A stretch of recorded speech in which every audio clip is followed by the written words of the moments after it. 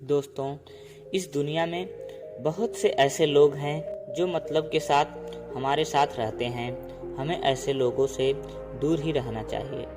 ऐसे लोग पहले तो हमारी ज़िंदगी में आते हैं, हमसे चिकनी चुपड़ी बातें करते हैं, अपने आप को ऐसा साबित करते हैं जैसे कि वो हमारी बहुत परवाह करते हैं। लेकिन वही लोग हमारी पीठ पीछे हमारे ही खिलाफ षड्यंत्र रचते हैं। अगर कोई हमसे ठीक से बात कर ले तो हम उसे अपना मानने लगते हैं, लेकिन इस बात का पता नहीं होता है कि आखिर वो हमारे साथ इतनी मीठी मीठी बातें क्यों कर रहा है, आखिर उसका मकसद क्या है। और फिर धीरे धीरे हम उसकी बातों में उलझ जाते हैं, हम उसे अपना सब कुछ मानने लगते हैं, उस पर खुद से भी ज़्यादा विश्वास करने लग जाते हैं। मगर दोस्तों, हमें कभी भी खुद से ज़्यादा दूसरों पर विश्वास नहीं करना चाहिए। मैं ये नहीं कह रहा कि आप विश्वास ही मत करो, लेकिन हद से ज़्यादा नहीं। पहले वो जो कह रहा है उस बात पर सोच विचार करके ही फिर उसके बाद आप उस पर विश्वास करो। ऐसा मत करो कि उसने कही और आपने मान ली, बिना कुछ जाने पहचाने ही उसकी बातों पर भरोसा कर लिया और आंख बंद करके उस इंसान पर भरोसा कर लिया। अगर आप ऐसा करोगे तो अपने जीवन में कभी न कभी धोखा जरूर खा जाओगे। तो बचो ऐसे लोगों से जो आपके साथ मतलब से हैं, और हमेशा अपने मन की सुनो। जो आपको ठीक लगे वही करो। ये दुनिया ऐसी ही है। जिस प्रकार मीठे पर मक्खियाँ भिन भिनाती हैं, उसी प्रकार से ये मतलबी लोग होते हैं। ये आपके पास तभी आते हैं जब इन्हें कोई काम हो, और अपना काम निकला तो ये फिर गायब हो जाते हैं। इसलिए अगर कभी भी किसी पर विश्वास करो तो सोच समझकर ही करो। पहले उस इंसान के बारे में पता लगाओ कि क्या वाकई में ही वो आपके लायक है या फिर नहीं। उसके बाद में अगर आपको लगे हाँ वो इंसान सही है तो आप उस पर विश्वास कर सकते हो। लेकिन फिर भी उस इंसान पर खुद से ज़्यादा कभी विश्वास मत करना। आइए इस कहानी से और भी ठीक तरीके से समझते हैं। बहुत समय पहले की बात है। एक नगर में दो मित्र रहा करते थे। जिस नगर में वो मित्र रहते थे उस नगर का नाम ललितपुर था। वो दोनों मित्र बहुत ठगी थे। वो दोनों आसानी से लोगों को ठग लेते थे। उन लोगों के बारे में पता भी नहीं चलता था। वो अपने नगर के बड़े बड़े सेठों और व्यापारियों को ठगा करते थे, क्योंकि सेठों और व्यापारियों के पास बहुत सारा धन होता था। वो रोज नए नए हथकंडे अपनाते और सेठ और व्यापारियों को मूर्ख बनाकर उनको खूब ठगते। बहुत दिनों तक वो दोनों मित्र अपने और साथियों के साथ मिलकर लोगों को और व्यापारियों को ठगते रहे। लेकिन फिर धीरे धीरे समय के साथ लोगों को उनकी असलियत के बारे में पता चलने लग गया। अब वो दोनों मिलकर लोगों को चाहे जितना भी मूर्ख बना ले, पर लोग अब मूर्ख नहीं बनते थे, क्योंकि सभी को उनके बारे में पता लग चुका था। फिर धीरे धीरे ये बात पूरे नगर में फैल गई कि रामू और मोहित नाम के व्यक्ति बहुत बड़े ठग हैं। वो दोनों लोग मूर्ख बनाकर उनसे धन ऐंठ लेते हैं। अब तो पूरे नगर के लोग, सेठ और बड़े व्यापारी भी उनकी असलियत जान चुके थे। अब कोई भी मनुष्य उनकी चिकनी चुपड़ी बातों में नहीं आता था। फिर एक दिन रामू और मोहित ने विचार विमर्श किया कि अब इस नगर में हमारा गुजारा नहीं होगा। इन सभी लोगों को हमारे बारे में पता लग चुका है। अब ये कभी भी हमारे बातों में नहीं आएंगे। इसलिए अब हमें अपना ठिकाना कहीं और बनाना पड़ेगा, ताकि हम वहाँ जाकर वहाँ के लोगों को मूर्ख बनाकर उनसे धन ऐंठ सकें। फिर उनमें से एक मित्र बोलता है कि मेरे ख्याल से हमें उज्जैन जाना चाहिए। वहाँ पर बहुत बड़े बड़े धनवान सेठ और व्यापारी रहते हैं। हम उनको मूर्ख बनाकर उनसे धन प्राप्त कर सकते हैं। और मैंने वहाँ के बारे में ये भी सुना है कि वहाँ पर एक भोला नाम का पुजारी भी रहता है। उस पुजारी के पास बहुत सारा धन है। उस पूरे नगर में वही ऐसा व्यक्ति है जिसके पास सबसे ज़्यादा धन है। हम उस पुजारी को मूर्ख बनाएंगे। फिर उसने मुस्कुराते हुए अपने मित्र से कहा कि उस पुजारी की एक सुंदर कन्या भी है, और उस कन्या की सुंदरता के चर्चे दूर दूर तक फैले हुए हैं। फिर मोहित ने अपने मित्र रामू से कहा कि मित्र, तुम पुजारी की धन दौलत को साफ करना और मैं उसकी बेटी से शादी करूंगा। ये कहकर दोनों जोर जोर से हंसने लगे। और फिर कुछ ही दिनों के बाद रामू और मोहित अपने कुछ साथियों के साथ उज्जैन की ओर चल दिए। वहां जाकर मोहित ने एक विद्वान ब्राह्मण का भेष बना लिया और फिर शिप्रा नदी के किनारे पर एक छोटा सा आश्रम बनाकर वहीं पर रहने लगा। और जो उसके साथी गए थे वो मोहित के शिष्य बन गए। और उधर रामू ने भी कुछ बढ़िया रेशमी कपड़ों और रत्नों जैसे दिखने वाले पत्थर खरीदे और फिर वो सोनार के पास चला गया और वहां जाकर वो सोनार से ऐसे 1 लाख सिक्के बनवा दिए जो बिल्कुल सोने की तरह दिखाई देते थे। और फिर वो उस नगर में एक शानदार हवेली किराए पर लेता है। उस हवेली में वह बिल्कुल एक राजकुमार की तरह रहने का ढोंग करता है। वह उस हवेली में खूब ठाट बाट से रहता है। जब भी वो अपनी हवेली के बाहर निकलता तो 4 नौकरों के साथ निकलता। वो नौकर भी उसके आगे पीछे रहते। और फिर रामू अपनी हवेली में कवि सम्मेलन भी करवाने लगा, जिससे उसकी हवेली में रोज कवि सम्मेलन चलते। बहुत सारे कवि वहाँ पर आया करते थे। धीरे धीरे कुछ ही दिनों में उसके कवि सम्मेलन की बात पूरे उज्जैन में फैल गई। बड़े बड़े सेठ व्यापारी भी रामू को जानने लगे और उसकी प्रसिद्धि भोला पुजारी तक भी पहुंच गई थी। भोला पुजारी को भी कविताओं का बहुत शौक था। जब उसने सुना कि एक हवेली में एक रामू नाम का राजकुमार कवि सम्मेलन करवाता है तो उससे रहा नहीं गया। भोला पुजारी भी कवि सम्मेलन में भाग लेने के लिए उस हवेली में जा पहुंचे। इसी तरह धीरे धीरे रामू और भोला पुजारी की मित्रता हो गई। और फिर भोला पुजारी जब भी रामू की हवेली में पहुंचता तो रामू उसका खूब आदर सत्कार करता, उसकी खूब सेवा करता। फिर धीरे धीरे कुछ ही दिनों में भोला पुजारी रामू के ऊपर अटूट विश्वास करने लगा। फिर वो दोनों जहाँ भी जाते थे साथ साथ ही जाया करते थे। वो दोनों मंदिर और बाजार भी साथ साथ ही जाते थे और अधिकतर समय एक दूसरे के साथ ही बिताते थे। लेकिन फिर भी रामू राजकुमार होने का नाटक अच्छे से कर रहा था। भोला पुजारी को रामू पर रत्ती भर भी संदेह नहीं हुआ कि जो उसके साथ है वो राजकुमार नहीं बल्कि एक ठग है। वो दोनों मित्र आपस में घंटों बातचीत करते और साथ साथ भोजन भी करते। रामू के साथ भोला पुजारी को समय का ध्यान भी नहीं रहता था। पता ही नहीं चलता कि कब दिन निकल गया। भोला पुजारी रामू को अपना सच्चा मित्र मानने लगा था। वो उसको सारी बातें बताने लगा और भोला को रामू पर अटूट विश्वास हो गया था। अब वो बिना किसी हिचकिचाहट के सारी बातें रामू को बताने लगा और वह रामू को अपने ही परिवार का सदस्य मानने लगा था और उस पर किसी भी प्रकार का कोई संदेह नहीं करता था। फिर एक बार भोला पुजारी ने किसी त्योहार के लिए रामू को घर पर आमंत्रित किया। रामू भी भोजन करने के लिए भोला के घर जा पहुंचा। रामू और भोला दोनों भोजन करने बैठे थे। उन लोगों ने भोजन किया और फिर भोजन करने के उपरांत ठहरने लगे और बातें करने लगे। तभी बातों बातों में रामू ने भोला पुजारी से कहा कि मित्र, तुम तो जानते ही हो कि मैं उज्जैन में नया आया हूँ। मेरे यहाँ लोगों में ज़्यादा जान पहचान नहीं है। मैं तुम्हें अपना एक रहस्य बताना चाहता हूँ। मेरे पास 1 लाख स्वर्ण मुद्राएं हैं। मैंने उन्हें एक संदूक में भरकर अपनी हवेली में छिपा रखा है, लेकिन मुझे अपना धन उस किराए की हवेली में सुरक्षित नहीं लगता। क्या तुम मेरा धन अमानत के रूप में अपने पास रख सकते हो? मुझे हमेशा अपने धन की चिंता लगी रहती है कि कहीं मेरे धन को कोई चुरा न ले जाए। मैं किसी के ऊपर विश्वास भी नहीं कर सकता हूँ, लेकिन तुम्हें तो सारे सैनिकों की सुरक्षा भी प्राप्त है। अगर मेरी मुद्राएं तुम्हारे पास रहेंगी तो सुरक्षित रहेंगी, नहीं तो हमेशा ही मुझे इनकी चिंता लगी रहेगी। अगर तुम मेरी स्वर्ण मुद्राओं को अपने पास रख लोगे तो मैं चिंता से मुक्त हो जाऊंगा। रामू की बात सुनकर भोला पुजारी भी बिल्कुल भी हैरान नहीं हुए, क्योंकि वो तो रामू को एक राजकुमार ही मान रखे थे। उन्हें इस बात का पता थोड़े था कि वो रामू कोई राजकुमार नहीं बल्कि वो एक ठग है। फिर भोला ने रामू से कहा कि मित्र, तुम मेरे से इस प्रकार अनुरोध क्यों कर रहे हो? अगर मैं तुम्हारे किसी काम आ सकता हूँ तो मुझे उस काम को करके बहुत ही खुशी प्राप्त होगी। तुम मेरे नगर उज्जैन के अतिथि हो और तुम भगवान के रूप हो और भगवान को निवेदन नहीं करना पड़ता। बल्कि तुम्हारी धन संपदा की रक्षा करना मेरा कर्तव्य है।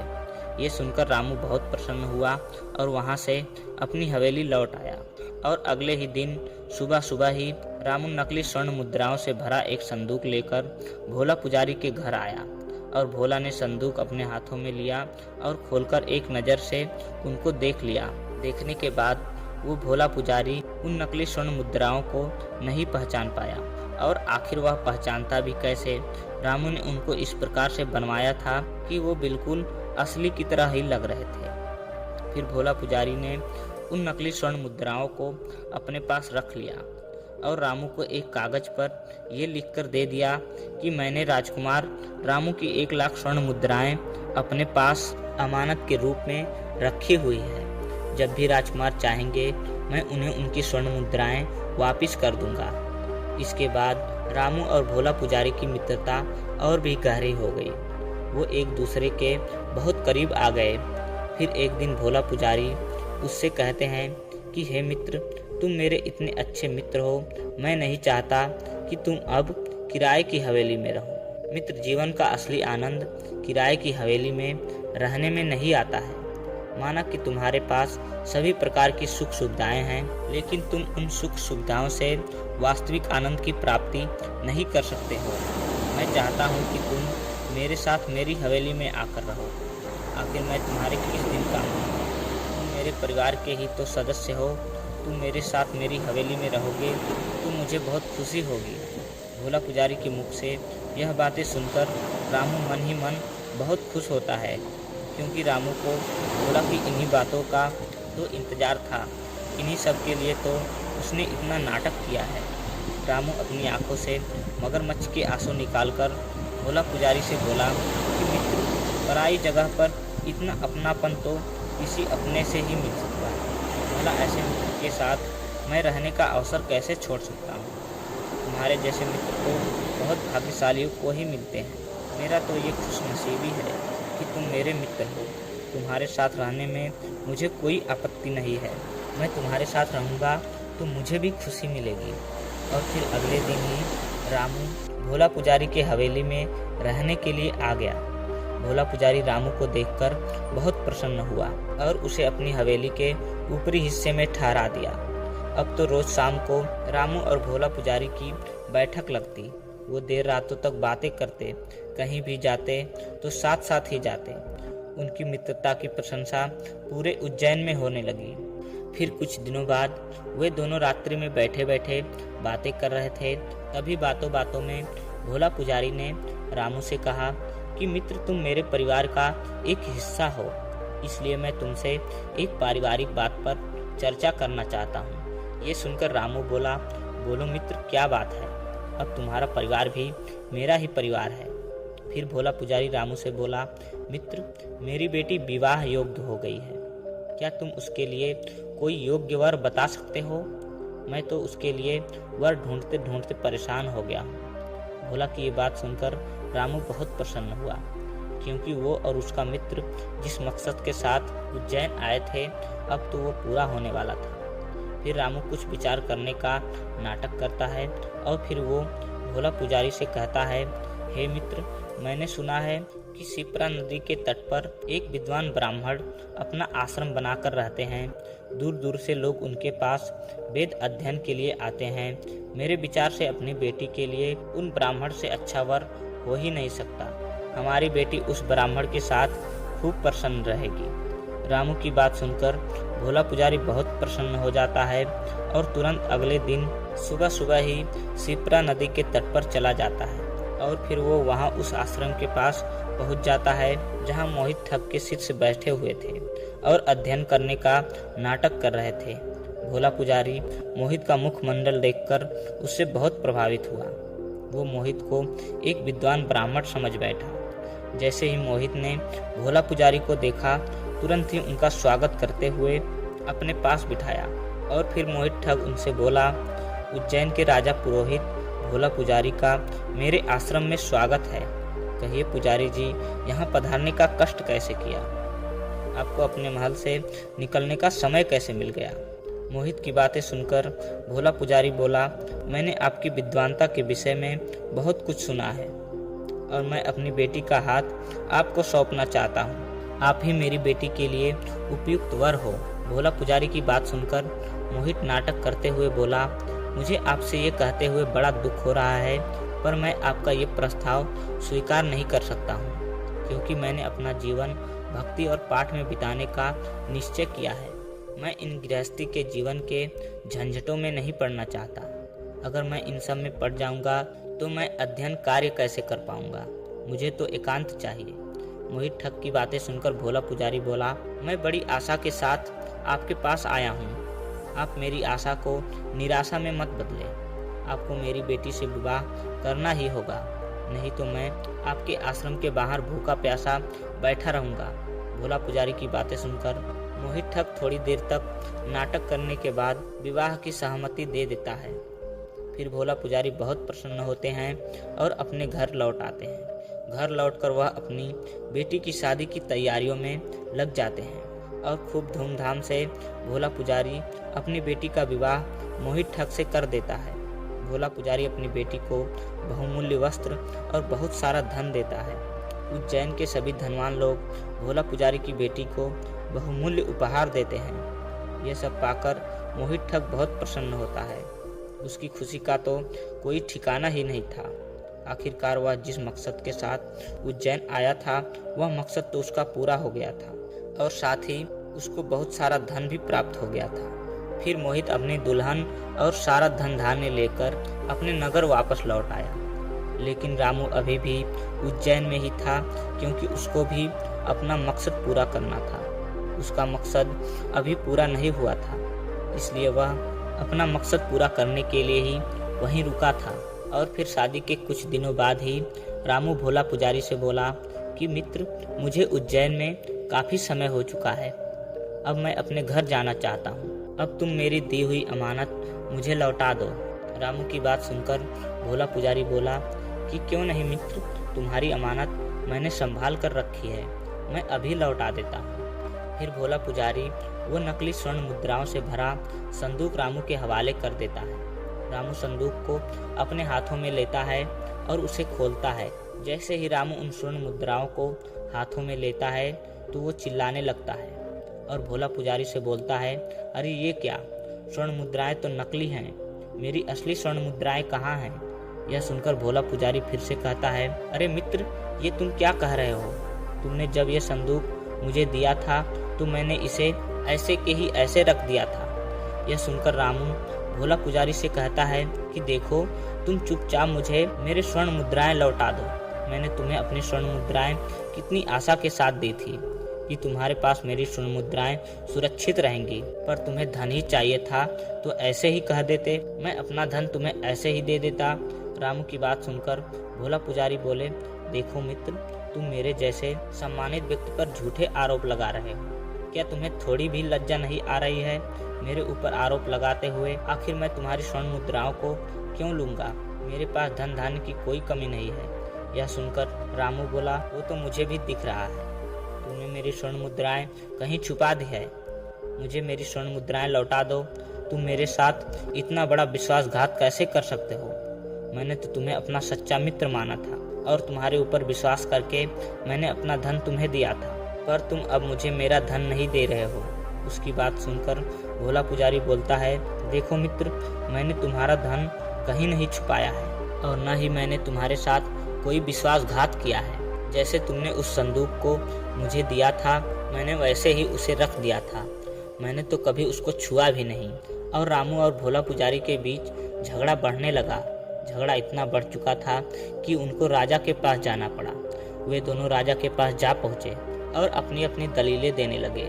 रामू ने कहा, महाराज, भोला पुजारी ने मेरी 1 लाख स्वर्ण मुद्राएं अपने पास छिपा ली है और मुझे नकली स्वर्ण मुद्राएं दे रहा है। तभी भोला पुजारी बोलता है, महाराज, मैंने ऐसा कुछ नहीं किया है, मैंने कोई स्वर्ण मुद्राएं नहीं चुराई है। रामू ने मुझे जैसा संदूक दिया था वैसे ही मैंने इसको वापस लौटा दिया है। तभी रामू बोलता है कि महाराज, जब मैंने इसको अपनी 1 लाख स्वर्ण मुद्राएं दी थी तब इसने मुझे एक कागज पर ये लिख कर दिया था कि मैंने रामू की 1 लाख स्वर्ण मुद्राएं अमानत में अपने पास रखी है। जब भी राजकुमार चाहेंगे तो मैं वो स्वर्ण मुद्राएं राजकुमार को वापस दे दूंगा, और अब ये मुझे नकली स्वर्ण मुद्राएं दे रहा है। रामू की बात सुनकर राजा वो कागज मांगता है। रामू राजा को वो कागज दे देता है। राजा उस कागज को पढ़ते हैं और कहते हैं कि ये प्रमाण पत्र यह सिद्ध करता है कि रामू ने भोला पुजारी को 1 लाख स्वर्ण मुद्राएं दी थी, और अब वो नकली स्वर्ण मुद्राएं लौटाकर उसके साथ धोखा कर रहा है। राजा ने भोला पुजारी से कहा कि फिर भी मैं तुम्हें 3 दिन का समय देता हूँ। इन 3 दिनों में तुम्हें यह सिद्ध करना होगा कि रामू झूठ बोल रहा है और तुम सच बोल रहे हो। इसके बाद भोला पुजारी अपने घर आ जाता है और 3 दिन तक उपाय ढूंढने लगता है जिससे रामू के लगाए गए आरोप से बच सके। लेकिन बहुत प्रयास करने के बाद भी भोला पुजारी को कुछ प्राप्त नहीं होता है जिससे वह अपने आप को निर्दोष साबित कर सके। भोला पुजारी इन 3 दिनों में यह पता लगाने का बहुत प्रयास करता है कि आखिर रामू उसके साथ ऐसा क्यों कर रहा है, जबकि मैंने तो उसकी स्वर्ण मुद्राएं छिपाई ही नहीं है। आखिर रामू मेरे ऊपर इतना बड़ा आरोप कैसे लगा सकता है। फिर 3 दिन खत्म होने के बाद चौथे दिन वो राज दरबार में पहुंचे। भोला पुजारी के पास कोई साक्ष्य नहीं था जिससे वो अपना बचाव कर सके और अपने आप को निर्दोष साबित कर सके। फिर राजा ने अपना फैसला सुनाते हुए भोला पुजारी को आदेश दिया कि वो 2 दिनों के अंदर रामू को 1 लाख स्वर्ण मुद्राएं दे दे, वरना उसे कारावास की सजा दे दी जाएगी। फिर भोला पुजारी अपने घर गया। उसने रामू को 1 लाख स्वर्ण मुद्राएं दी।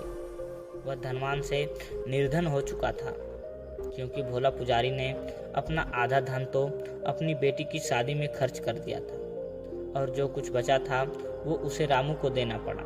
उसे अपने आप पर बहुत क्रोध आने लगा। वह ये सोचकर रोने लगा कि काश मैंने रामू से मित्रता नहीं की होती तो आज मेरे पास सब कुछ होता, यूं ऐसे बर्बाद न होता। मैंने रामू से मित्रता सच्ची भावना से की थी। मैंने उसके लिए सब कुछ किया और उसने मुझे मूर्ख बना मेरी ही सब कुछ छीन लिया। काश मैंने रामू के बारे में कुछ पता लगाया होता कि वो कहाँ का राजकुमार है और कहाँ से आया है। मैंने बिना कुछ पता लगाए ही उस पर बहुत ज़्यादा विश्वास कर लिया। मैंने उसके बारे में जानने की कोशिश ही नहीं की। तो देखा दोस्तों, हमें किसी पर भी आंख बंद करके भरोसा कभी नहीं करनी चाहिए। पहले हमें उसके बारे में पूरी जानकारी प्राप्त करनी चाहिए, उसके बाद में ही कोई निर्णय लेना चाहिए, नहीं तो आप भी भोला पुजारी की तरह हाथ मलते रह जाओगे। दोस्तों, आपने इस कहानी से क्या सीखा कमेंट में ज़रूर बताइएगा। वीडियो पसंद आई हो तो लाइक कीजिए और ऐसी ही ज्ञानवर्धक कहानी पाने के लिए हमारे चैनल को सब्सक्राइब कीजिए। मिलते हैं अगली नई वीडियो के साथ। तब तक के लिए जय हिंद, वंदे मातरम।